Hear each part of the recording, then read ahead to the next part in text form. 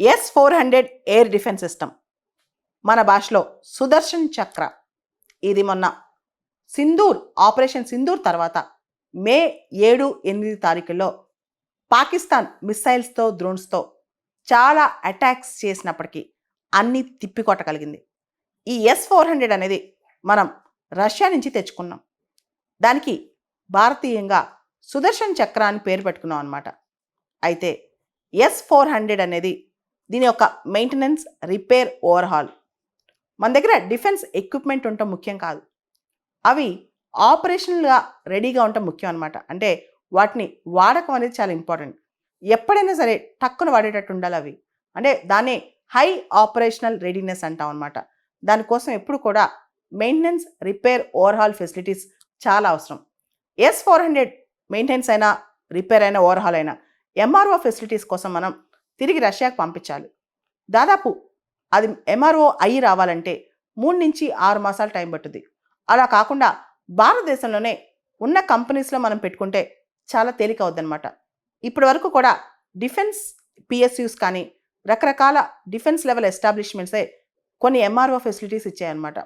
Sophisticated టెక్నాలజీకి ఇండియాలో MRO ఉండేది కాదు. దానికి ప్రధానమైన కారణం ఏంటి? మన రష్యా నుంచి కానీ, అమెరికా నుంచి కానీ, ఫ్రాన్స్ నుంచి కానీ, ఇజ్రాయెల్ నుంచి కానీ డిఫెన్స్ ఎక్విప్మెంట్ కొనుక్కొచ్చుకుంటే దానికి స్పేర్ పార్ట్స్ ఇండియాలో దొరకగలగాలి. రిపేర్ వచ్చినా ఏదొచ్చినా. రెండోది టెక్నికల్ ఎక్స్పర్టైజ్ ఉండాలి. మూడోది టెక్నాలజీ ట్రాన్స్ఫర్ ఉండాలి. వాళ్ళు మన దేశానికి ఆ టెక్నాలజీ ఇవ్వడానికి ఇష్టపడరు.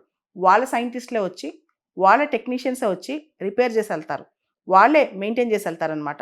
దానికోసం మన పైన తడిసి మోపిడంతా ఖర్చు కూడా వేస్తారు.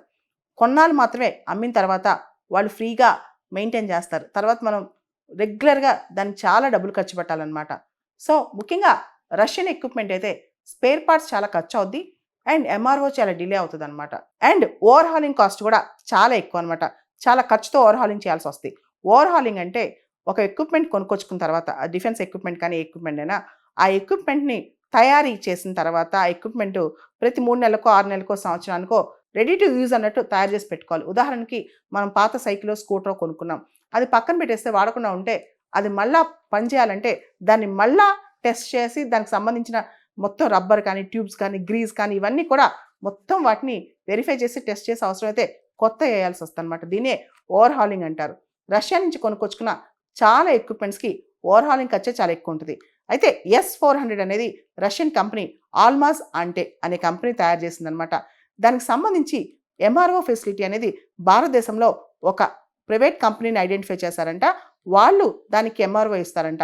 ఈ ఫారెన్ ఎంటిటీస్ నుంచి మనం కొనుక్కొచ్చుకునే ఈ డిఫెన్స్ ఎక్విప్మెంట్కి MRO ఫెసిలిటీస్ ఇండియాలో ఉంటే ముఖ్యంగా quick maintenance, repair and overhaul and high operational readiness అనేది ఏ దేశానికైనా, ముఖ్యంగా భారతదేశం లాంటి దేశానికి చాలా ఎక్కువ అవసరం.